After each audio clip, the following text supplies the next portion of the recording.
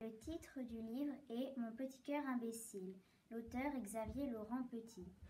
J'ai aimé ce livre car ça parle d'une petite fille qui a une malformation cardiaque et que mon petit cousin a eu la même chose. Ça parle d'une petite fille qui a une malformation cardiaque, qui n'est pas comme les autres enfants, qui est toute seule à la récréation.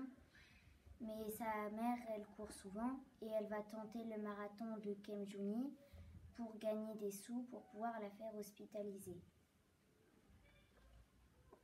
Le sang bouillonne dans tout mon corps en faisant de grands psst.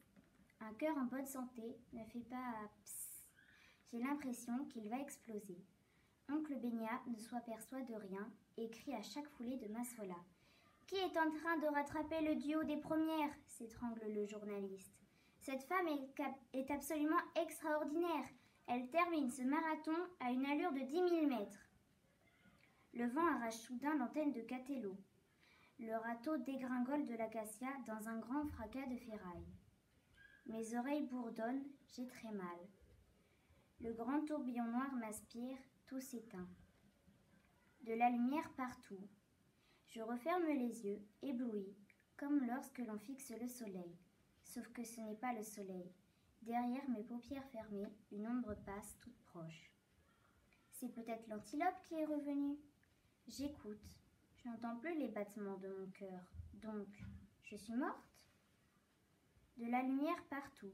Je garde les yeux fermés. L'ombre revient. Une main se pose sur mon bras. Sisanda, la voix de Massola. Ça fait combien de jours que je vis? Mais non, j'oubliais. Je suis morte. Je n'entends plus mon cœur. Mais je sens pourtant la main de Massola et j'entends sa voix. Sisanda. Cette fois, j'en trouve les paupières. Où est-elle? Je ne vois que ses yeux. Le reste est tout blanc. Une blouse blanche, un calot blanc, un masque blanc devant la bouche. C'est peut-être comme ça quand on est mort, tout blanc. Je referme les yeux pendant que Massola raconte. Elle n'est pas arrivée première au marathon de Kemjouni, ni même deuxième, troisième seulement. Mais les journalistes étaient si curieux de savoir qui elle était qu'ils l'ont interviewée des milliers de fois.